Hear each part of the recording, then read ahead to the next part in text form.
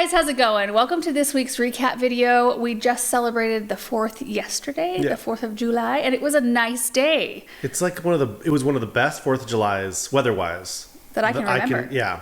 There was like a cool note to the breeze, right. And it wasn't super windy. Usually it's like huge, big 105 and then gusty windstorms when you want to light off fireworks. And yeah, it was just a really nice day. We did post a video because, you know, this time of year, we usually take a holiday off. You know, we'll skip posting a video.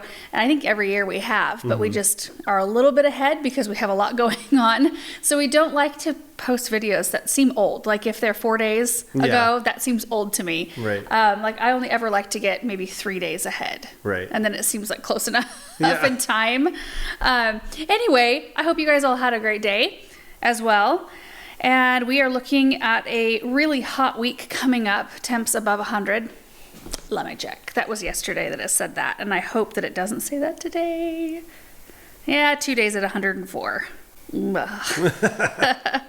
Sunday and Monday. Hopefully as we approach those, usually they kind of come down a few degrees. So at one time it said 109 for this next Sunday. So 104 I'll take over 109. Anyway, let's jump into the videos from this past week. The first one was planting sun-loving perennials and shrubs. And I just loaded up the Gator with some beautiful 9-barks that Monrovia had sent out, some Spring Grove arborvitaes. Trying to remember all the pretty things. There's some coral jade sedum. I ended up with a grass out there, some artemisia. These are really pretty, just like little spot, I think. I think all those plants went really well together. And I think just seeing them all in the back of the Gator, I hope that you guys, like my hope in doing that a lot is just to put things close together to show you like contrasting foliage and color and texture and all of that. And how, I don't know, they can look so pretty when they're all together. Sure. Anyway, first comment was from Growing Dreams Homestead 3814. From a blank canvas to a beautiful space, you inspire me to get outside and get some projects completed. That's awesome. What gets you motivated, or who inspires you? That's a good question. I'm not sure I actually think about that all that often. I feel like in some ways the kids are a motivator for you to get stuff done. Yeah. Like I know a lot of times you want to do, like, you want to create fun things for them that they're going to remember. Like I know that's a big thing in the back of your mind of like that's creating what my mom memories. did. I mean, I guess like my mom motivates me. Yeah. She's always got, what was she telling me the other day? She was like, I have a new thing that I want to try out that we should do this winter. That we want to do. Yeah, well. That sounds like something she would say. Yeah. I have a new thing that we can do. Yeah. What was it? Some kind of fabric stamping of some kind. I don't remember. Anyway. Yeah, she'll see something new that she wants to do and she'll bring me in on it, or vice versa. Oftentimes, you know, if I talk with her about like gardening projects, we kind of like snowball on our ideas. I do follow several, like I love the estate garden accounts on Instagram. Like I don't cruise around online all that often. Like I don't get on Pinterest ever. That's a zero to me. I don't really follow a lot of people, I guess, online, because I really don't want it to cloud what I'm doing. I mean, when we started making videos and doing this, there were a few gardening channels, but not a lot. And now there's a ton. And I just don't want to be influenced by what other channels are doing, if that makes sense. I just want to be very true to what we're doing in our space and what we have planned and all of that business. So I don't know, but I do love following the estate accounts, especially because their gardens are so beautiful and so inspiring. And every time I come to you with an idea that I've been inspired by, you're like, we can't do that here. What was it? Not yesterday, last week. I'm like, we're going to build a wall. We're going to build a wall all the way around the cut flower garden. And you were like, that's going to cost $200,000. You can't do that. Well, we don't have money for that. If you want a big like brick wall or something, we could just build it ourselves, just one brick at a time. You know? We can make our own bricks. I don't know if we have the right stuff for that. Probably not. No. Anyway, I see those things in another account. I'm like, oh, I need a wall. I need a wall somewhere. The walled gardens, like if you just Google walled gardens, it is beautiful. But it needs to be on a larger estate. Like one, you need to have trees that are like a boundary for your whole property. And then you need the wall like within that, like to make kind of a secret garden. Right. It looks cool. It does. But we need cool. like 100 acres. Yeah, a lot of the projects that we would love to do here, we just think like not here. Yeah. we're surrounded by too many homes, and it's not like the ideal location for real, like. Yeah. But then again, like, we might be here forever, so we're gonna miss out on all those really fun garden things. Well, not if like okay, so there's a property. I don't really love the location of it, but there's this island for sale near us, and it's going for like $4 million, I think. But if you get an island, I get a wall around the Kevlar. Yeah, well, I just think to myself, like, okay, if we won the lottery, that's I think what I would want to do is I would love to have an island. I mean, it's just through the Snake River, you know, it's just like a little plot of land. But the only way you can get to it is to, you know, a bridge over a river. And it's a sketch-looking bridge. Yeah, it is a sketch-looking bridge. But what is it, like 150 or 200 acres? Oh, I don't know. 200-acre island. That would be super cool because you basically have a moat around your whole property. It's like awesome. Childhood dreams right there. Having a castle with a moat and a drawbridge. Yeah. Benjamin would love it. So yeah, if we ever win, you know, like the $400 million lottery, that's it right there. Yeah. You know, my mom and I do bounce a lot of things off of each other, and I think we motivate each other. I think a lot of projects are born because we're talking about, like, I want to do this and this, and then the other person thinks, like, well, I kind of want to do something similar to that. And, you know, and so you think of something that will fit your space. It's just really fun. I think you're just naturally like a driven person, though. There's just like kind of something inside you to I do like to have a productive day. I mean, I feel so much better. Even if I'm not feeling well, I wonder what that is, like, psychologically about people that are like that. Like, you're maybe kind I have like a deep emptiness somewhere that I need to fulfill with productivity. You are like generally high energy, you know? And some people are like really low energy, and like I've had low energy days. Yeah. And those of you guys who like either have like chronic pain or just struggle with that, oh my goodness, my heart goes out to you, because that would be a really, really tough thing to. You get a glimpse of that, like what other people deal with. Like every once in a while, I can't sleep. Like once a year, maybe. But then I think like all the people who have insomnia, and I'm just like, I don't know how you do that, because like one day a year for me is just like it's your shot for the year. Just shot, Makes a big impact. Okay, Jan said, once you have mulched, how often do you mulch again to top up in general? We usually mulch about once a year. We were trying to get it like every other year there for a little bit. Before we made videos in our last garden, we would do it about every other year, though. Maybe every third year, depending on the budget. Yeah. It's like because it would take 90 bags. Yeah. And 90 bags is expensive. Even if you're getting them at cost, it adds up, you know. It became a little bit different when we started making videos for a living. Yeah, because it really does. I mean, we top dress or mulch with compost, and so it's enriching the soil, which our soil desperately needs that. And it's almost like it's an investment back into our business, but also into our home and all of that. For us too, I like to mulch all the time because the drip tube, we have to use drip irrigation. So those of you who use it will understand, but every time your system turns on, the tubes shake a little bit as the water's moving through them because they're super flexible, and they shake the mulch off. Even if you do a great big layer, eventually it shakes all the mulch off and you can see all the drip lines again. And that's just such a bad look to me. I can't stand that. In fact, I posted a picture of some chairs I had lined up. Yeah, it was yesterday. It was the 4th of July. Chairs I had lined up to watch fireworks, and I have some drip tube exposed in one of the flower beds because I have zinnias planted in the greenhouse that are going to be planted along that drip tube, and I wanted to know where all the emitters were so I could get the plant right where the water was.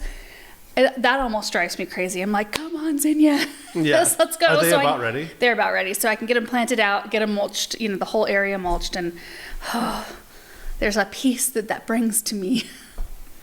Melina said, I have a question though. Why do you plant close to evergreen trees? Are you just going to transplant when they outgrow the space? Sometimes, yeah. I'll just know that, in 7-8 years, I'll transplant these things to a different location. You want to enjoy the space in the meantime. Yeah. So. Yeah, sometimes we'll, make sure, I think canopies of trees more than anything, we make sure the spacing is pretty accurate. Like shade trees, we want to make sure that they're going to meet in some areas, like you especially like really densely packed areas. So we make sure that they've got plenty of room to form up their nice canopy, but we try not to, get them too smushed. I don't know. Dana said, do you ever wear shorts or tank tops? I'm assuming you do, but while filming you don't. I do not. I never wear shorts and I never wear tank tops. I never have. My whole life. Didn't I ask you a while back, and I was like, if I bought you a pair of shorts, would you wear them? Because I'm just so curious. When I was a little kid, I wore shorts. Yeah. I think that you would actually like it if you wore shorts. Oh, I don't think I would. I think there's like just a hurdle that you need to get it's like the right pair of shorts. It's the blinding of people's eyes. Well, okay, but that's what I mean. Expose my legs. If you just early in the spring, everybody's kind of... the sun hit my skin a little got bit. white legs early in the spring. Yeah. Just, I don't know. I've never been comfortable in shorts. And honestly, like, people ask all the time, why is your hair down? Why do you wear long sleeves? It does protect my skin. In fact, I'm getting to a point in my life, too, where I'm like, I should be covering more. Mm-hmm. I should have my sleeves all the way down. I should be wearing gloves more. I've got a permatan on my ankles because my shoes stop low. And then my pants are usually a little higher. So like this ring around my legs is permatan. And I look at that and think, I should probably figure that out. Maybe start wearing socks one of these days. Benjamin's exactly the same as me. I hate wearing socks. I hate it. And he does too. So like when he complains about these shoes are hurting my feet and you're always saying, just wear some socks. It'll be fine. But I can totally understand and I don't really push it because I'm not a sock wearer. It's like claustrophobic for you. Yes. Oh, so hot. I've noticed that Pedro's guys, when they come and work, they have hoodies. Yeah. Like sweatshirts. Yeah. Mm-hmm. And I think that you just get used to it after a while. But in terms of like protecting your skin, and they just cover their whole body. Yeah. So what you see is I have kind of a gardening uniform. And that's another thing I get questions about. Like, you wear black all the time. Are you wearing the same shirt? Well, yeah, I am wearing the same shirts. I kind of like cycle through the same 5 and the same pants. Like I just, buy 3 or 4 pair of the same exact pants. It takes out so much mental energy to not think about what you're going to be wearing. And I'm comfortable. Like, I need to be comfortable when I'm gardening. I don't want to wear anything tight. I want to wear something that's like, especially for videos, I want it to be like comfortable for viewers. I don't want it to be inappropriate because I've never been that way either. And I don't know. It just, when something works and it feels good to you, just stick do it every day. Stick with that thing. And then I don't have to think about it. It's really quite nice. The only time it fits my lifestyle 99.9% of the time, because I just like, this is a small town. Everybody knows, a lot of people know each other, and you just, that person, and there's no like trying to impress anybody. But every once in a while I find myself in a situation where I have to dress up. I used to be better at that and like to do that, and I don't really enjoy that anymore. I like getting clean and going out to dinner, and things at a nicer restaurant, but I like Mackinac. Fish out of water, having to go, and like I push the envelope with the dress code, but part of me is like, doesn't want to be told what to do. Yeah. In a way too. Yeah, I know. Yeah. Anyway. Pam Bedingfield said, I would love to make a new flower garden. My yard has a lot of weeds that just take over. What would be my first step? Weed. Well, you could do that. You could clear it. Weed fabric. I mean, if you wanted cardboard and mulch. Well, yeah, the weeds will come back. Yeah. I mean, weeds are just kind of an ever-present problem if you want to have a flower garden. So you just have to kind of be prepared for that. If you want to do a flower garden, I wouldn't do fabric. Not a flower garden. This is a flower garden, new flower garden. It depends on what you mean by a flower garden. Yeah, do you mean like cut flower garden, or do you mean just regular like perennial beds? Yeah. Because in a cut flower garden situation, a lot of people do fabric or plastic, burn holes in it, and then put their flowers in there. Mm-hmm. And then they add stuff in to enrich the soil. In a flower bed, I wouldn't use fabric. We don't use fabric out in our cut flower garden, except in the walking rows of the rose garden. We did use it. Yeah. And it's been awesome. When you have got a permanent space set up like that, I know the rows aren't going to move. The planting rows are going to stay the same. That was kind of our thought process. To not have to weed the rows in between, because we have a ton of bindweed out there. It's doing a fantastic job suppressing all of that. Generally, though, weeds are just kind of the plight of every gardener, I feel. Yeah. It's like, if you're going to garden, you're going to have to weed. Yeah, right. We all have our specific type of bugs we deal with, a specific type of weeds we deal with, and It's just part of the process. But I do, however, once you get on top of it, if you keep yourself on a schedule and you're very consistent about it, if you make small, consistent efforts to keep it up, it truly is that. It's small efforts. It doesn't become this giant, enormous thing that takes over your life, and then you look at it out the window and just like dread going out there to take care of it. But if you get out there on a weekly basis, or however often you can dedicate to that, and just be consistent with it, and don't stress yourself out about like completing the whole thing all at one time. It's like, no, just, if you can do 10 minutes a day, go do a 10-minute section. Next day, go do another 10-minute section. And that way you're getting it done. You're getting on top of it, maybe not as quickly as we all would love to, but you'll still get it done. And I feel like that way you don't overtax yourself, and it doesn't take over your schedule. Well, wouldn't you agree too that like getting on top of it early, like if you can, yes, like don't wait until it gets out of control. It's kind of the same with like mowing the lawn. Like if you mow it at a consistent rate, your lawn appreciates it. It's not that hard. Your bagger doesn't clog, things like that, or your lawnmower doesn't, bog down. But like you let it get out of control, and all of a sudden it's like 3 times the work. I think early in the season is probably the easiest time, and the time where I see most people, and this may not pertain to you, but you see a lot of people with the motivation to get going out in the garden. They go tackle it all, get on top of it, but then the heat starts in, or the mosquitoes come out now, and then they start slowly losing motivation. And I see these, like, there's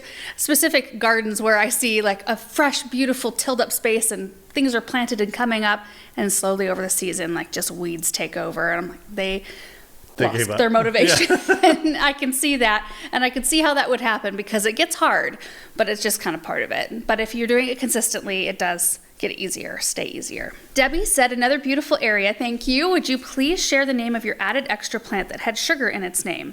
I couldn't make it out. Oh, it was the Sugar Shack buttonbush, which have been an amazing shrub for us. It was one of those that I looked at and thought, that's gonna want acidic soil, it's gonna need protection from the sun, it's gonna be chlorotic all the time.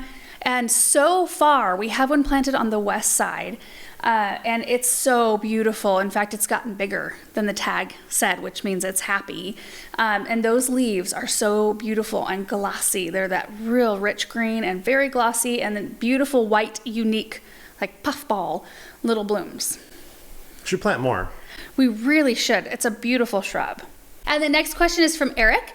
So nobody's going to ask about the 2 trees, same bed just to the left of where Laura's planting, planted directly next to one another, less than a few feet apart. Anyone know what's going on there? What type and why?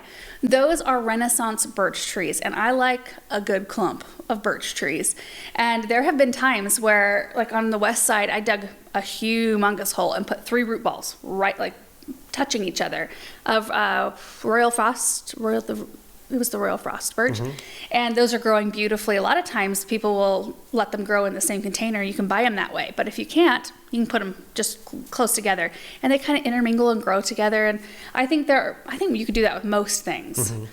It's a bummer if you lose one of them, though, because if you rely on the shape of all 3, you lose one of them, and they've grown together, so then you're going to end up with bald spots on the couple that are left. But if birches look good like that, because it feels natural, because they grow on riverbanks, and like a river birch. And so it's like in nature, that's kind of the way that you see them, is clumped up. Right. So I had 3 of those planted in that spot. It was a little trio out there, and one of them died. So I am on the hunt. The garden center did not get any of that variety in this spring, so that spot will just remain empty. As I was looking at how I drew the pathway, I didn't place it quite right with those birches. A little too close, or? Yeah, it's not centered in the little hoop. Oh, I see. I was looking at that the other day. I'm like, why did I do that? It'll be fine. It'll be fine. Next video was setting up drip irrigation in my parents' new raised bed. So my mom and I had been talking on the phone earlier that week, and she said that she was excited to plant them. She needed to get the drip set up, and I was like, I've done lots of drip this year, especially. Let's just do it together. I'll come out and I went over all the different options, because there are different options. You could do 1/4-inch brown drip tubing with emitters embedded in the tube. You can do 1/4-inch, but her beds are way too big for that. And the third one was drip tape. So I just kind of laid out the pros and cons based on what we've experienced. Like, we have been using 1/4-inch drip tube in our raised beds, which works fine if you don't go very far with it. So we've had to figure out that instead of coming off of a faucet and just twirling this 1/4 inch all the way around our beds, we have to do a header line and then come off of that header line several different times with shorter runs of the 1/4 inch. That way you get coverage all the way, because if you don't do it that way, there won't be enough water at the end of the drip tape or the drip tube, and things don't get watered properly. And her beds are huge. They're 4 by 12. So it was either really between the 1/2 inch brown poly or the drip tape. We ended up with drip tape, and it was hot day, but it was a fun project. And then we went and got in the pool after we were all done. It was kind of perfect. And I took those sunflowers out, the Monrovia sent out. There was Brown Eyed Girl and can't remember the name of the other one, but they're real pretty. Nicole said, can you do a video on how the water pipes are run underground? Looks like those are PVC tie-ins. I'm planning to set up a raised bed garden next year, but I'm curious how you run the water. They are PVC tie-ins. That's how that whole thing is run.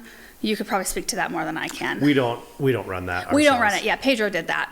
Yeah. So, yeah. And I don't really recommend that any homeowner just like DIY that stuff, because when you start, burying permanent lines, I don't know. It gets a little dicey if you're not professional or you don't know what you're doing. Yeah, a lot of the stuff that we do is just like surface. Right under the surface or right on the surface, and you just mulch over the top of it, and it's very non-permanent. Like those drip tubes are not going to last forever. You might get between like 5-10 years out of them, but if you're putting in an irrigation system correctly, I mean, it can last you 30, 40, maybe 50 years. I don't know how long that PVC will last in the, probably forever, really, unless it cracks. So yeah, I would hire someone to get that stuff done. Know your strengths or know your weaknesses, I guess. Yeah. We figured out ours over the years for sure.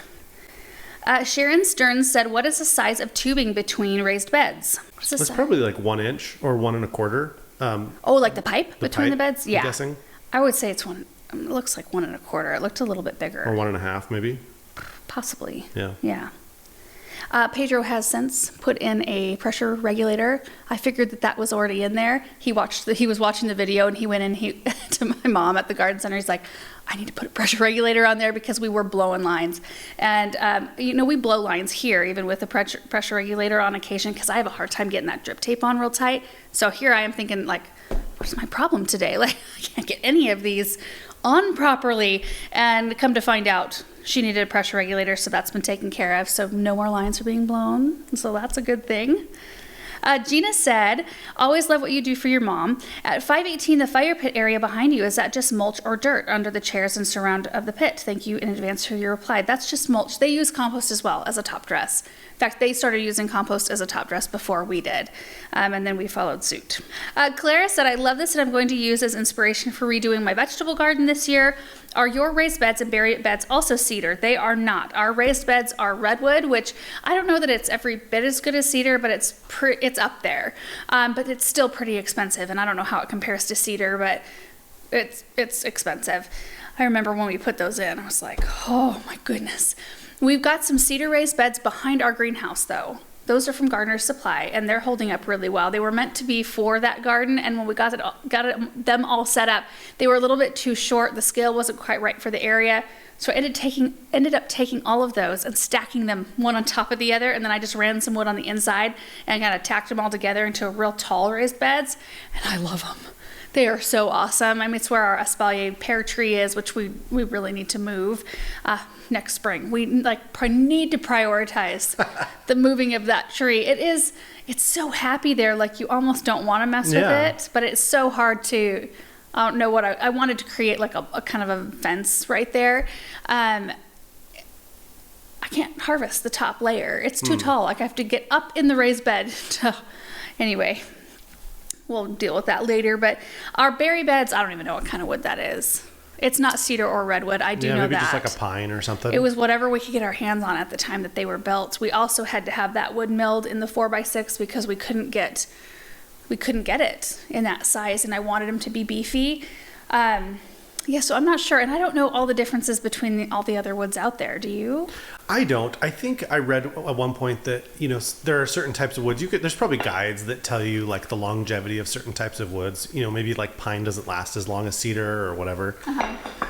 But I don't think there's any wood that is bad unless it's been like treated with something. Yeah.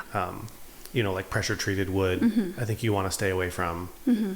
But otherwise, I think you can pretty much use anything. Yeah, you just may not get quite as long. Yeah, whatever your budget kind of allows. But I do know people kind of like hype up cedar as like the best. Whatever you use metal straps on the inside, like metal angle brackets and metal straps to hook them together.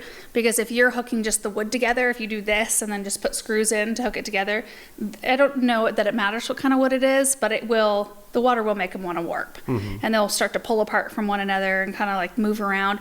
But if you've got them tacked together with metal brackets on the inside, they hold way better. Bayou Bloom said, are you ever concerned about the water being too hot coming out of the drip tape? I'm sure burying them helps, but exposed hoses in my area emit lava water at first. That's true. Wonder if you ever find the water too hot coming from the drip tape. It's never been an issue. It's never been an issue. I do notice that, I mean, obviously if your hose is sitting in the sun and you start it, it's real hot for a while until the, cold kind of tempers it down.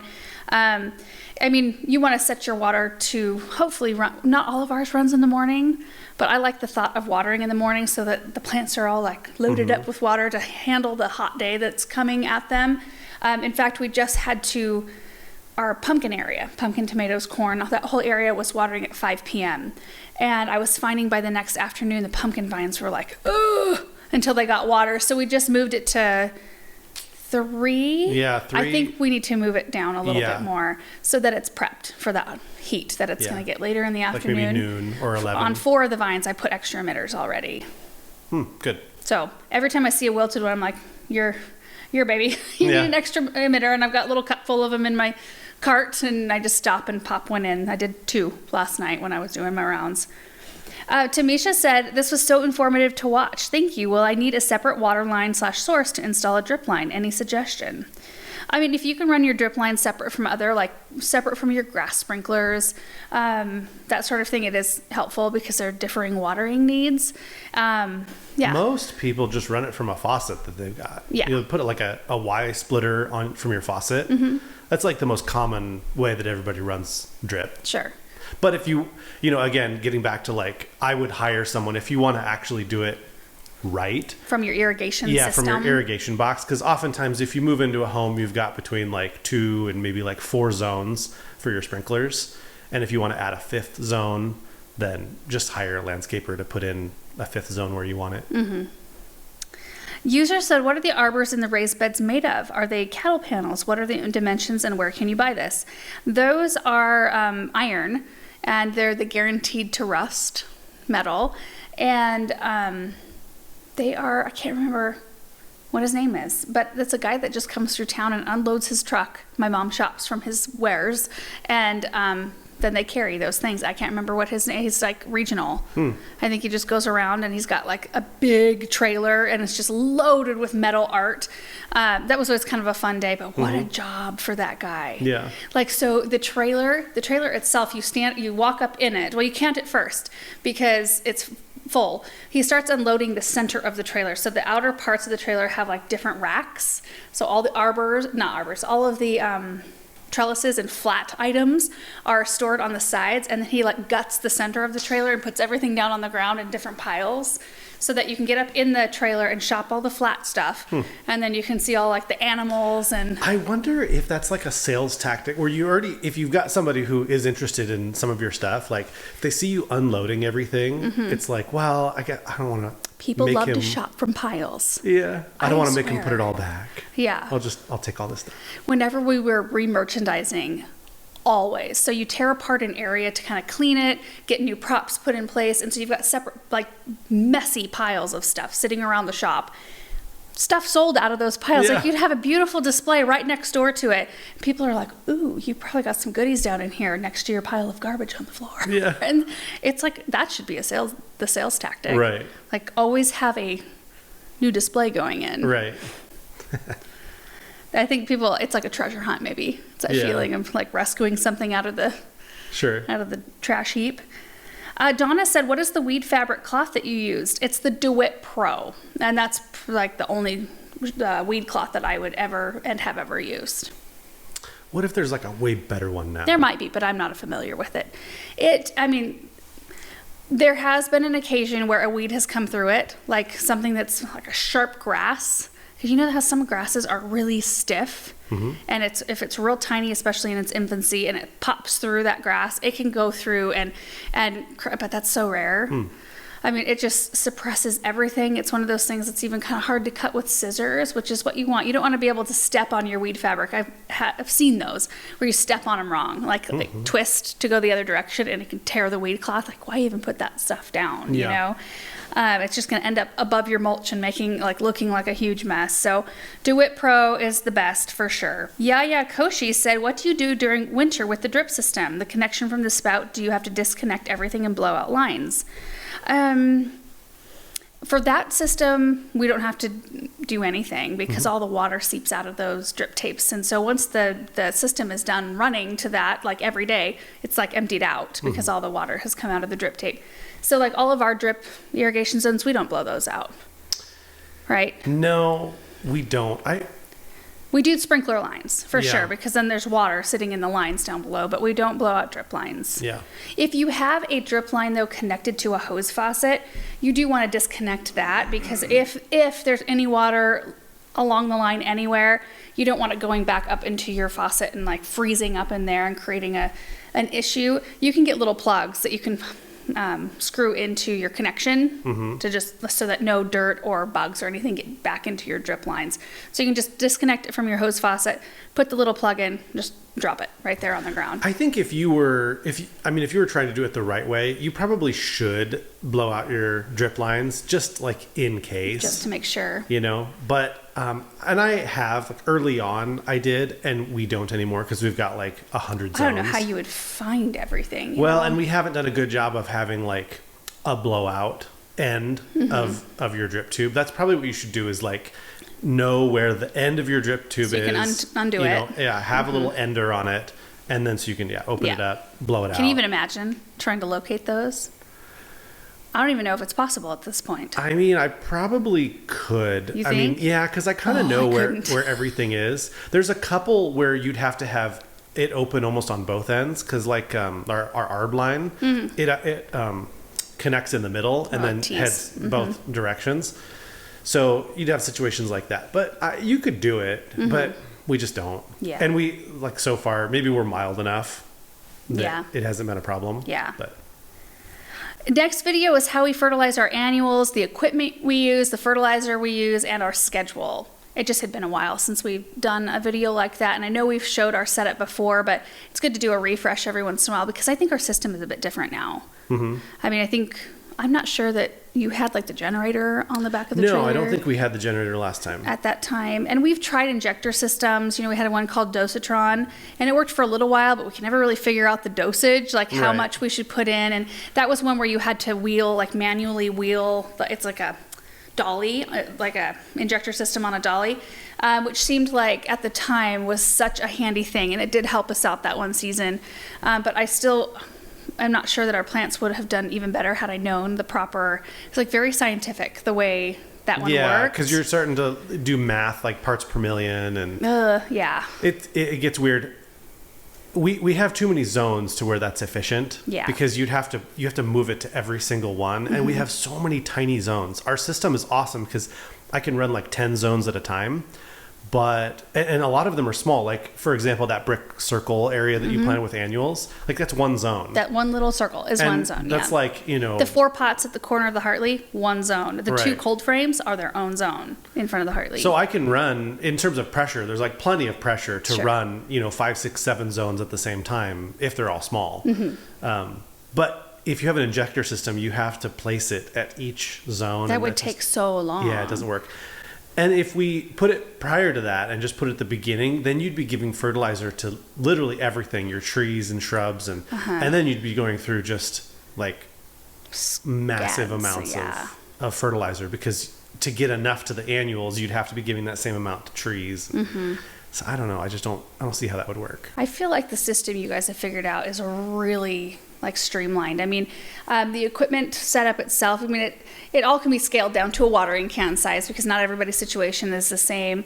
Well, yeah, you could scale that down. You could get a smaller pump and you could get a smaller tank too. You could get like a 50-gallon tank. 50-gallon tank or a 25-gallon tank. Or, scale it all the way down to a 5-gallon tank or 3. Mm-hmm. So we needed a little bit more. I didn't have enough to do the window boxes on the house, which I don't think they really needed it. So we skipped that, but I don't think our Gator could really handle any larger of a tank though. I think we've got it pretty maxed out, but it takes like an hour, you guys. I mean, if you count inactive time when the tank is filling, it takes a lot longer than that, but I was working. I mean, both of us were getting stuff done while it was filming. I was watering and checking on other things, and I came back periodically just to see what the water level was. So but the actual active part of fertilizing takes about an hour. If you've got 2 people, it takes a little longer if you're by yourself. Nana Barb said, have you ever wore out a hose link where it has stopped rewinding? Not all the way. Yeah, well, sometimes they just get like a little caught or whatever, and you kind of need to like pull it out all the way and then reel it back in all the way. Usually you can get them to, I mean... Straight. It needs to be like straight with no little loops in it, because it's when a loop happens, and then it's like, it kind of stops, and then it'll keep reeling a little bit, but slower after that on some of the older ones. We've had a situation where it's been pulled out too tight, like way past where it should have been. Oh. And didn't you get that one fixed? You messed around with it and got it to where it would wind back up again. Oh, yeah, I do remember that one. It wouldn't go in at all. Yeah, it wouldn't go in at all. Yeah. And, but you got it to wheel back in somehow. I don't know what you did to it. Yeah, I just monkeyed with it. Yeah, but we haven't had one like completely poop out. So that's good. Yeah. Vicky Smith said, what a wonderful sound, rain on a Hartley. Quick question. Is it possible to fertilize through the drip? I'm planning out a new drip system for mainly perennial beds. Yeah, you can. You absolutely could if you wanted to get an injector system, and if your drip line is just feeding those perennials. I think it's a lot easier just to get a plant tone. Just go sprinkle it out in your flower beds. Right. Way easier. Well, cheaper, certainly. Yeah, for sure. Sandy said, I have proven winners double up red begonias and they are not blooming like I hoped they would. Any ideas as to why they won't bloom? Could it be because I have been fertilizing them? Maybe. I was not aware that they don't like fertilizer. They don't get a lot of sun, afternoons mostly. Yeah, I would cut back on fertilizer, make sure they don't have too much water, and then just see what happens. Are there any bugs that would eat the blooms? Oh boy, on a begonia? I mean, we don't have any, but maybe there's something else out there? Maybe spider mites? Yeah. I could see spider mites liking a begonia. They like impatiens for sure. I just stopped planting impatiens. What a pain. But, if a spider mite's going to attack a begonia, I think we would have dealt with that before. Yeah. We've never had them get aphids or mealies or scale or anything like that. So, I don't know. Sue said, does one water tank do it all, or do you have to refill it all? So, it didn't do quite enough. Now, what I would have done had I been feeling like I wanted to keep on fertilizing, get those window boxes done, I would have just done those last ones with a watering can. It's not worth filling out, like figuring out the level, how much fertilizer to put in just to do a little bit. And we don't let it sit in the tank. We empty the tank out between waterings. On days like today, Bethany's going to be fertilizing today, and then I asked her to fertilize the dahlias as well. So she'll probably fill up twice. We don't normally fertilize dahlias, but I thought, you know what, this year, that's a good idea, yeah. And we'll just see what happens, because right now they haven't put up the lines yet. We haven't put up any of the support lines, so it's easy to get the hose in. I thought if we could just do that quick before we get those lines up, it'll be a lot easier. With dahlias, I feel like you could go in with like plant tone or something though. I kind of want a quick shot. I just want to see what happens. Yeah, they have biotone. We should do flower tone as well. Oh boy.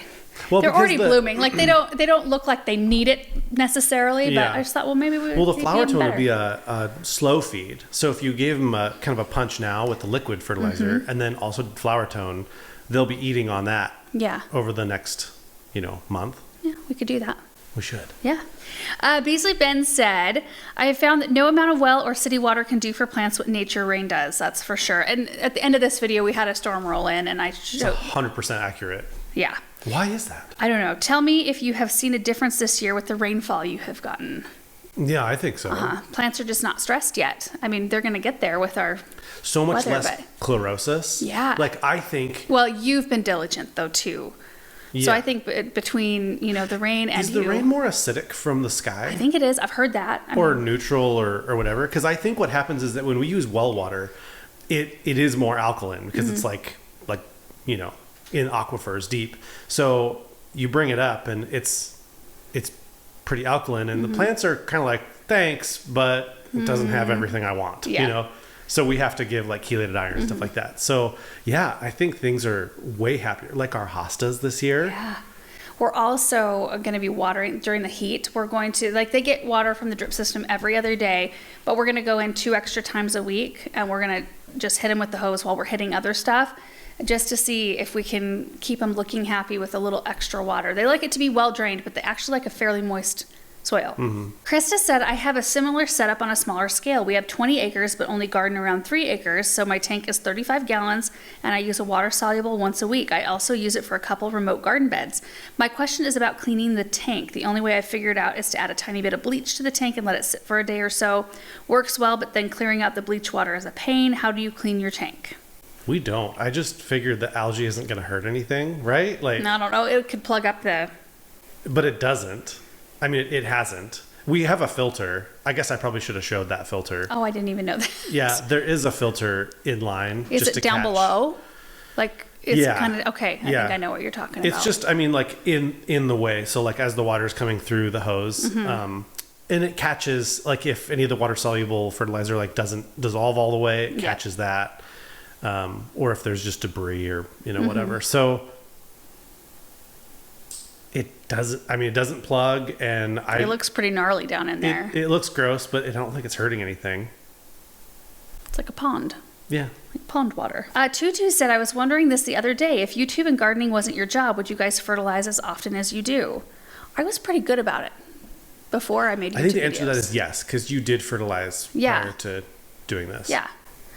I was really pretty good about doing that. It was a much smaller scale, so it was a lot easier. Somebody posted that they planted they had 2 annual containers side by side. Yes. And they showed one with fertilizer and one without, and it was a huge difference. Stark. It was a hanging basket, same exact flower in both. They were side by side, watered the same light conditions. One had been fertilized weekly and the other one had not.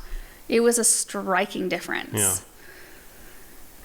But yeah, I think back then I might have even been more diligent about fertilizing, very timely. It's back before we had a huge property and before we had kids. Mm-hmm.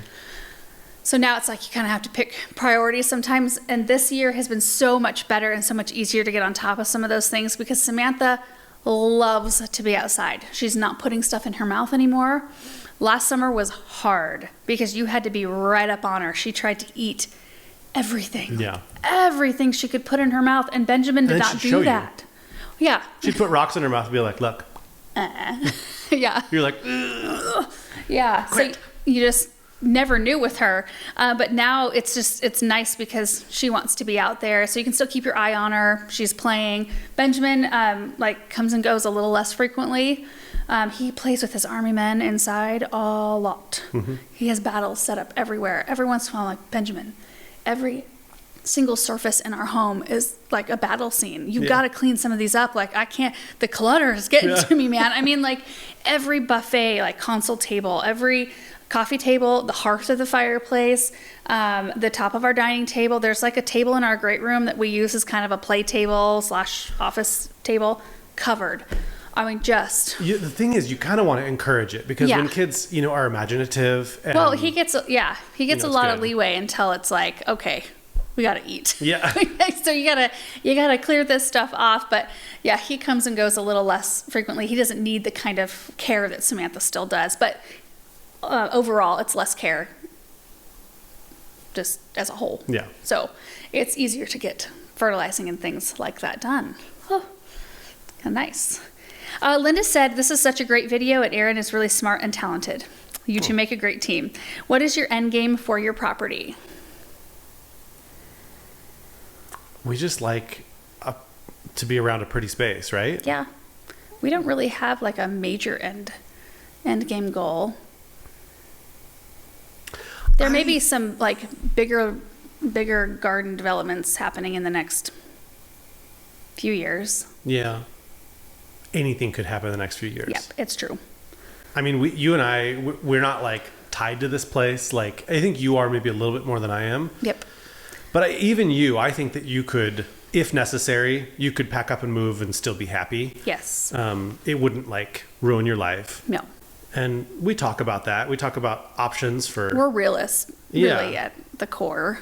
Yeah. At our core. And I think that's good because I don't like being like forced to be tied down to a certain place because of my feelings. Or, you know, does that make sense? Yeah. Mm-hmm. You know, because that seems very limiting in your life to where, like, well, I have to stay here because otherwise my life will be over if I move. That's the only thing I know. Yeah. It's like, no, just move on. Mm-hmm. But we do like it here. Yeah. I mean, there's things that we don't like. There's no plans or anything in the works of moving. We just know that at some point we may want to, if like a perfect property comes up that has a river running through it, right. or you know, something like that. That's not $4 million. Yeah, well, good luck with that, because you want like 100 acres with a house right in the middle, which I wouldn't mind either. It's fun still thinking of those things and dreaming about those things. And I think that we're young enough to where we could still start, like, we've put a lot of effort into this property, but I still think that we could put that same effort into a new property, and we still have enough time to enjoy it and to see a lot of like the trees become mature. And, you know, because what am I, 38? Mm-hmm. Yeah. That's still young enough to where if you're planting trees now and you find like your forever property that's like that 100 acres that, you know, everybody kind of, well, I don't know if everybody wants that. Part of me too, though, I'm like, oh, if we move, maybe we move into something like smaller, right? Yeah, that's true. Although I think that you can always I want natural land. Scale your property. Yeah, you can scale it to be more natural. Yeah, like pasture it'd just be pasture here. I want to say wooded, but we'd have to move away to get a wooded. Yeah, there's still a lot of work having trees. But think about, I mean, we're into our 6th season here. That's it. Right? No. Yeah. It's like 8. No. Well, we moved in here in 2016. Was it 16? Yeah. Oh, I always base everything off of Benjamin's birthday. We were here a couple of years before him. So this is our 7th. So this is our, If you count 2016, because we moved in May. So that was like a whole 16, season. 17, 18, 19, 20, 21, 22. This is our 8th. You're right. I'm so good at math. So 8th season, but still, we've done a tremendous amount, a ton on this property. Yeah. I feel like a lot of things have changed. Yeah. So imagine if we were to do that somewhere else, like especially if it was more of a blank slate and we didn't have to tear down so much. Yeah. Right. That would be. I mean, that's such a huge expense and such a. It takes forever to get done. It's worse tearing out what somebody else has done. Mm-hmm. And it wasn't because we disliked what somebody else had done. I mean, we bought this house from family friends who, like, my parents travel with them a lot, and we see them all the time. But it was stuff that they knew that they were gonna need to do eventually as well, like get the diseased trees out, get the privets out. The pine by the gazebo had blight when we moved in. I don't know that they would have gotten rid of the gazebo, but we had the opportunity to get a Hartley, so kind of perfect spot for that. So a lot of it was just stuff that was kind of becoming more and more necessary as trees were falling apart, which really did open up a lot of opportunities for us to create something new. But it would be nice to just be able to create it from scratch instead of like tear it or from a blank slate instead of tear it down first. Sure. Because getting people here, I mean, can be a long wait sometimes. I mean, you guys know our brick patio took us like almost a year to get that done, which is ridiculous, but I'm not going to talk about that. Next video, preparing lunch from the garden and fertilizing vegetable plants. I actually wasn't going to film that day. I just told Aaron, like, I kind of feel like I want to go make something for lunch and I just want to get something fresh. And I'm going to take a camera with me. And I don't know if it's going to be anything or whatever. I'm just going to put it out there. And so I just did my thing, and it was kind of a change of pace, and it was so good. So I was able to harvest potatoes and carrots and pepper and herbs. I got an egg from the chickens. Can't remember what else or if there was anything else, but it was tasty. And then I fertilized all the stuff over in the new property, the corn and the tomatoes and pumpkin vines and all of that. I think I planted some super petunias in that one too. Yeah, you did. Yeah, the new, it's Hoopla Vivid Orchid. they're vivid. The hay racks, you guys, are looking so good. I feel like we could just go out there and do a tour just up the hay racks. Amy said, wow, your carrots look amazing. I think I need to plant in a raised bed too. Can carrots go in early like with onions, or do you need to wait till warmer spring temps? No, they go in early. They germinate better when it's cooler out. I haven't had a real hard time getting them to germinate in the summer. Usually I'm planting my carrots as fall crops at the end of this month. So at the end of July, beginning of August, I will seed some more carrots, and those will take me through fall. Chris R. Fan said, I'm curious as to how large and what type of freezer you have for the amount of produce you grow. Do you grow enough for an entire year? If I was dedicated enough to freeze and or preserve all of it, absolutely we would have enough. I give a lot of it away because I either don't have the time or desire to preserve it all. I have, though, been pretty good about, I preserved a ton of strawberries. We froze a ton of strawberries, made jam and syrup. I did broccoli. I've done carrots and peas so far. We'll have a tremendous amount of potatoes and onions, shallots and garlic. Sweet potatoes. We'll have sweet potatoes this year. But I probably won't put up any corn or beans. Maybe not tomatoes. I don't know. We'll see. We'll see what happens. Our freezer is normal. It's like a normal upright freezer. Yeah. It's like on the smaller side. Yeah, it's like 5 feet tall, maybe. Maybe. But we do get beef. You know, my parents raise cows every single year, and so we have that down there, and it gets pretty full. Mm-hmm. It's getting emptier at this point. But Holmes Girl Classic said, quick question for all of you, Laura and viewers. I have tomatoes and peppers growing, and the insects are just destroying them. What kind of repellent can I use that will protect my plants but not poison the vegetables? It depends on the type of insects you're dealing with. Captain Jack's does a lot of it's a really great one. Yeah, that's a great one. A great spray is Captain Jack's Dead Bug. There's a bug and slug killer that you can sprinkle around on the ground if you need like a ground bait. Diatomaceous earth? Yeah, that one's great, except if you live in an area with rainfall or if you irrigate overhead, then you have to reapply it a lot. But that one does work really well. Those are 3 really good ones to start with. You could also net your produce too, if it's something like birds coming in or squirrels coming in and taking after them. Housewarman said, do you ever see yourself quitting making YouTube videos? I don't know about quitting. Maybe like slowing them down, like not doing 7 videos, 6 to 7 videos a week. Right. Maybe like 3. Yeah. Like a normal amount. Yeah. Yeah, I could see that at some point. I was thinking last night, like, we've been doing this for 10 years, mm-hmm. and a lot of it we've been doing daily videos, mm-hmm. like consistently, right. without taking, like, we don't take time a lot. I think as the kids get older, so. I can see that. I also see us traveling more and doing more like tours of other people's gardens or maybe. You don't love the whole idea of traveling thing. No, I like traveling, but not working while you're traveling. Yeah. We have 2 trips planned with the kids, one in the fall and one in the winter, which I think will be nice. Yeah. And be kind of our first foray into traveling with the kids. It's hard to imagine like not making videos, but I mean, everything comes to an end at some point. Yeah. So. Yeah, and we'll eventually want to slow it down and pay more attention to what the kids are doing, because as they get older, they're going to have more activities too. Mm-hmm. I mean, I can see like lots of events that we'll have to make time for, and we'll want to make time for. Part of it also will probably be due to the audience too. You know, like people seem to like watching our videos now, and that's great. There may come a time where less people are interested, mm-hmm. and we're just not, not getting views or whatever, and we move on to something else. So yeah, who knows? Huh? Raven Blue said, how do you fertilize the Daisy May? We are having so much rain here in Connecticut. Should I still be fertilizing my Supertunias? Seems like they are drowning already.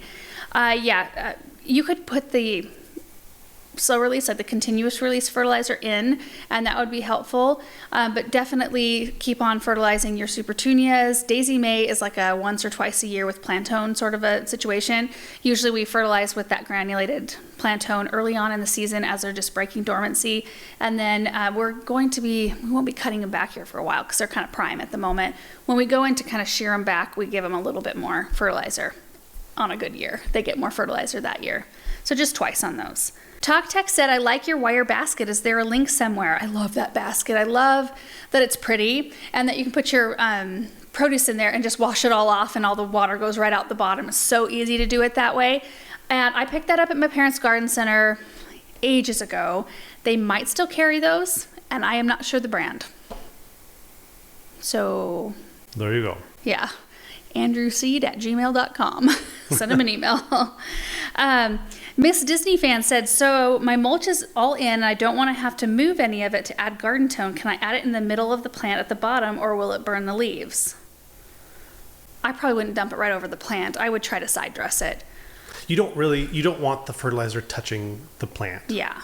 You want it just at the soil level. Yeah. So it might involve like a little bit of mulch and then the fertilizer, or you can just spread the fertilizer and just water it through the mulch with a hose. It will reach the roots. I was telling you, I want to find a spoon, a scoop of some kind that's like real long, like So you can stand with your bag, scoop it out without putting your hand way down in those stinky bags. Right. And like ladling it out to your plants. Right. And then if you've got that long spoon, bending over a little bit, it's fine. But you want to be able to get it kind of through the leaves.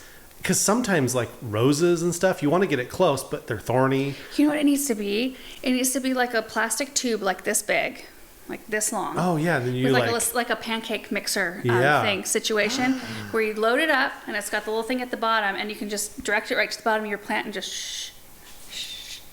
That's a great idea. Nobody steal it. We're gonna patent it. We're gonna patent that idea. I don't think that many people would buy it. I would. Yeah, you would. Heck yes. Bowler8 said, just curious why you don't have a compost heap. Aaron, why don't you compost? Why don't you compost?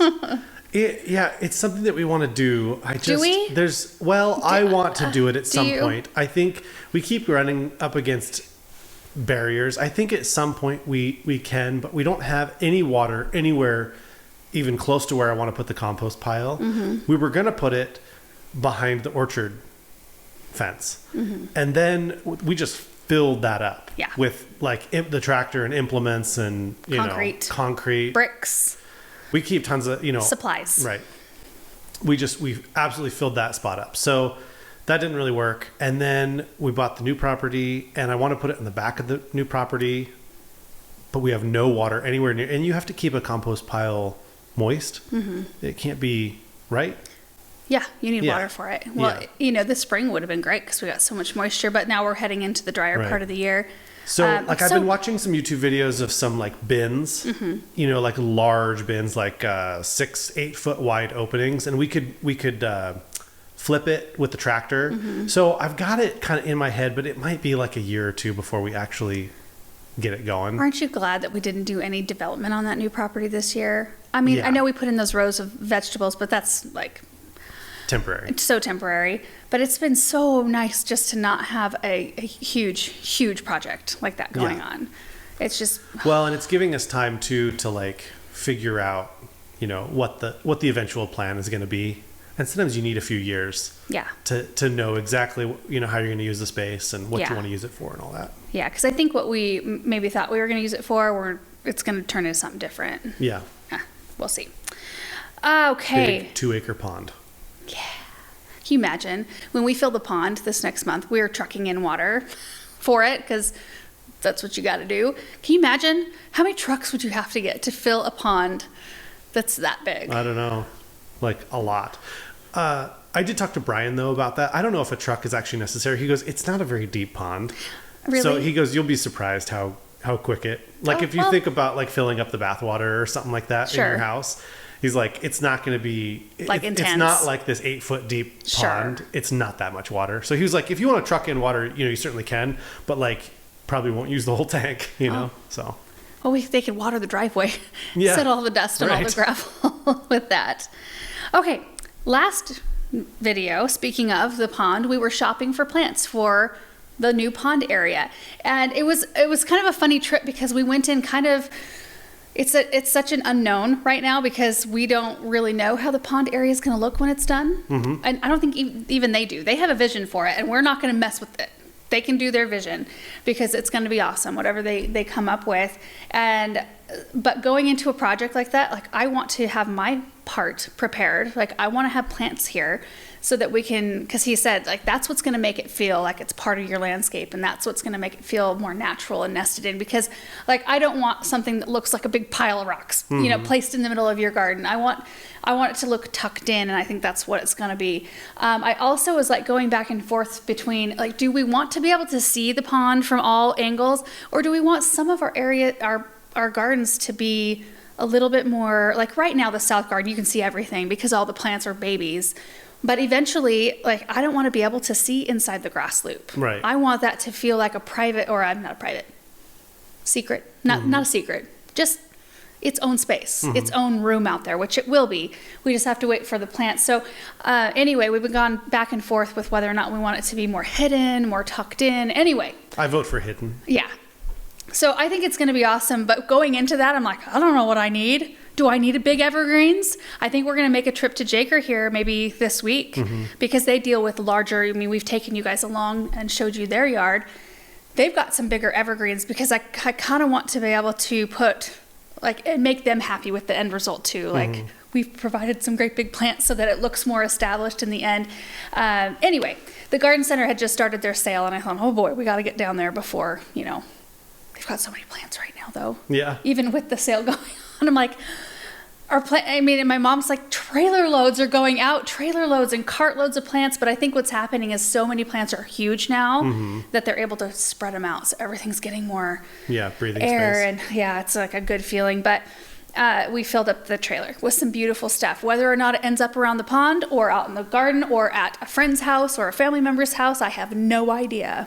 But once I got into it, it took me a while to find my stride. I was feeling weird. Like, I don't know what I'm picking out here. Well, you seem to be like really into the trees at first. Yeah, and then we cut a bunch of that out. Yeah, well, you and I had some conversations about like, well, I think we should go to Jaker to get some trees because they have more established trees. Or some different varieties that we need, different varieties, yeah. And then, but your parents have like a lot of shrubs and perennials, and you should... Grasses. Yeah, grasses. It was so fun. And I think you should go hard with grasses around the pond. I got quite a number of them, but I want to make sure I have a variety. Yeah. You know, I got a good sampling of everything that they have there. Well, some of the proven winners grasses that you've been planting in the South Garden, those are really nice. That lemon squeeze pennisetum, I think that's what it's called. So beautiful. And I love the Niagara Falls panicum. I think that's a new one this year. Totem pole panicums are awesome. Prairie Fire, or not Prairie Fire. Is it Prairie Fire or Cheyenne Sky? Maybe it's both of Prairie Rose? Apache Rose. Yeah, I think that sounds right. Anyway, Cheyenne Sky and Apache Rose panicums. I've got both of those out there. And then the Calamagrostis, the avalanche, those 4 that I have, those are awesome too. Yeah. There's a lot of pretty things out there, a lot of pretty grasses. Okay, Elizabeth said, I love how you shop. You must be at the garden center's best customer. You'd be surprised. There's some customers that come in and just roll. Well, I loved earlier this season when you showed that one customer with all the annuals that they had. Because like, I think people get the impression that like we go hard, but like we don't go nearly as hard as some people do. That's the first time I've ever filled up a trailer with plants, I think. Like we plant very few plants in comparison to some people that like... I remember I would see certain customers pull in. I'm like, oh, yes. Here goes my... Like, I really enjoyed those customers because I would just tell somebody like, okay, my hose...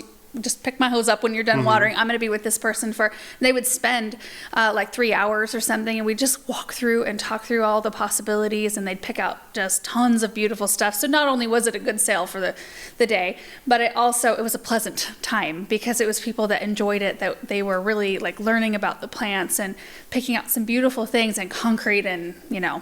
Anyway, there's people that roll pretty hard. Well, there's some people that don't even really shop. They just have like a landscape plan. Yeah. And your mom just orders in all the stuff, usually early in this, or like she'll order it the fall before. Mostly in the spring. She tries not to winter things over if possible. No, I mean, but she has to put in orders like for trees and stuff. Yeah. She has to actually place orders in the fall, and then it comes in the spring. Yeah. But yes, like pallets and pallets and pallets of plants will come that are just already sold. They're not even, you don't put them out. Yeah. Will your pond be for swimming or enjoying on the bank? Enjoying on the bank. I think it might be in the plans eventually to put in a pool, maybe. Yeah, maybe. So I think that that's the route we'll take and not have a swimming pond. This pond's only going to be about 2.5 feet deep. So like a wading pond, big enough to where we can have some fish in there. And there's going to be a bank area, like a sandy beach. They call it a beach area. So anyway, you'll be able to like walk in at some points of it. Anyway, yeah. Julie Dalton said, "You are Andrew Seed's best customer. You said we'll get to come along when the pond gets installed, right? Is it in July? I think that is so exciting, and I can't wait to see the space evolve." Yes, it's toward the end of this month. Well, we're actually going to block out a couple days because I think Greg was saying it'll take 2 or 3 days to do. So we'll probably post 2 or 3 videos as opposed to just like having it all in one video. Yeah. Because that's really stressful for us too. To try to cram it all into one video. Yeah. So and it's not reality either. It's kind of nice sometimes sorry, I interrupted you. No, it's okay. We'll just have parts. Yeah. It's kind of nice to slow down and be able to show more of it at one time. Yeah. Instead of speed up the whole thing and make it look like it's, this process that just happens in 1 minute. I might try to like do a mashup. Maybe we'll post it on like the highlights channel once it's actually done. Maybe like a quick little video that does show the whole process in one video. For those who want the 1 minute version or whatever. Lori said, "I'm curious with all the trees by the new pond, what will happen come autumn as they fall? Will you have to skim the top of the pond?" I think it has a skimmer built in. He called it I don't know. We'll explain it. Yeah, we know nothing about a wetland filter. Oh, I think what they called it. He said it's like kind of like a beast filter. Really? Yeah. Yeah, these guys know what they're doing. Okay. Vienne said, "I never bought a plant for the leaves, but now I do. If you aren't supposed to prune the iron barks, does it say it on the tag, or are you just supposed to know?" I don't think I've ever read it on the tag. I learned that from the Proven Winners Color Choice shrub grower. I learned that they just don't, you can prune them, but there are so many different varieties out there that stay different heights that you just want to choose one that you can let it get to its full height because they have a natural vase shape to them. And if you start pruning them down, they have a really hard time or they just will never recover that natural shape again. Which makes sense. You shear something down, it's going to produce 2 side shoots most of the time, rather than, creating that one nice arching stem again. Simple Southern Getaways said, "I planted sedum because of their no-fuss nature, but it seems that they are getting chlorosis in a sedum. Do you recommend chelated iron, even though they don't like fertilizer?" Yeah. You can give it chelated iron. It's not going to act like a fertilizer. It's a nutrient. It's not, that's what fertilizers are, but... You know what I mean? Like it's not nitrogen. It's not going to cause growth, or it's not for. Well, it could cause growth if like your nitrogen was getting bound up. I suppose. But chelated iron wouldn't do that. No. Gypsum might. Like if you had really like clay soil and it was having a hard time getting nutrients out of the soil, and you kept putting gypsum on it, that could unlock maybe some nitrogen. Right? Do you ever feel like we're kind of Tweedledee and Tweedledum when we start start talking about fertilizers like we know? Tell you what, these videos are free, and take it or leave it. Yeah, you didn't pay anything. Yeah. Maybe invested a little bit of time, that's all. I have never seen sedum get chlorosis, though. And if anybody's going to get chlorosis in their sedum, I would think it would be us. So I don't know. There are sedums that are variegated. So there are some that have yellow variegation. If you think that that's what's going on, I would take a picture of the leaf or take a leaf down to your local garden center and have them look at it. And especially if you know the variety name of what it's supposed to be, that would be helpful as well. Amy Rich Creek said, "Random, but do you guys get many hate comments? It is the internet after all. It sure is. I belong to a few other communities where the comment section can get really hateful, but the people in your comments are generally always so nice." They are. It's a breath of fresh air. We have... you guys are one of the best communities, I think, out there. Yeah. I don't know how we stumbled upon such a good crowd of people, but overall, overwhelmingly wonderful, beautiful I think comments. Part of that, though, is due to, one, you're like a pleasant, kind, nice person, and I think that attracts people like you, but also you steer clear of drama, and I think that also, some people are just... They can't help it. They can't help it. Yeah. And God bless them. Yeah. They might make life interesting. Yeah. And some people like to be involved in that. Yeah. Right. So, but because we just steer clear of, we don't talk about stuff like that. You don't like talk about hate comments. Although, I mean, every once in a while we'll like answer a more we get mean them. comment. We do get hate comments or something that's like kind of rude. It's not really hate. Very little is it. I wouldn't classify it as like hateful or it might be somebody who's I don't even. There's some people who are like upset that you don't change your hair more often or put it up in a ponytail or you wear black. But those aren't like hateful comments. Those are just disgruntled. Get a life sort of comments. Yeah, right. Really? I'm trying to think of like an actual hateful comment. Maybe we'll get one on this video just to refresh our memories. I do remember our first mean comment. Somebody called me an idiot in a comment once. That was like our first mean one. Yeah. And I was like, oh. And I don't know. Like after that, I don't think I was ever really bothered. I think I kind of realized that it comes with the territory. I mean, it's going to happen if you put yourself out there. Yeah. Especially if you put yourself out there online where it's not face to face. So people can be much more brave. But overwhelmingly, like, it's a super positive experience. And I think, too, I mean, we might get a lot more negativity than we realize, but you and I just, like, kind of, neither of us are bothered by it. That's the other thing is we never engage in the comment section. Yeah. If anybody does say something negative. And I think the type of people that write negative comments, it's like when I was a little boy, like you antagonize your sister. Mm-hmm. And if she doesn't give you the response you're looking for, you do kind of quit because it's like, it's not worth my time. Yeah. And I feel like it's the same with those people. Sure. You don't give them the time of day and then they just move on to somebody else. And we don't delete comments either. The only time I usually delete comments is if it's something said about somebody else who's in my video. Like who is in background or who's whatever. If there's something that's kind of off even, like I don't want anybody who might be involved in a video who goes in to watch the video and read the comments to see anything negative. Yeah. So I will delete stuff like that, but that's rare too. When you delete that, does it delete it for everybody? I've always kind of wondered that. Like, I think it does. Does it? Because I've never signed into anything on any of my devices, so I have to go to yours and I have to go into the comment section and I can delete it, and then from my end, which I'm viewing it like any other person would view it, I can't find it. Oh, okay. So I think it does. I've always wondered that too. Like if you block, because we've blocked a few people here and there because for this reason or that reason or whatever. And I've always wondered if they can they still see our videos? Like say on YouTube, if you block somebody, or Facebook, can they just like if they type in garden answer, can they not find it?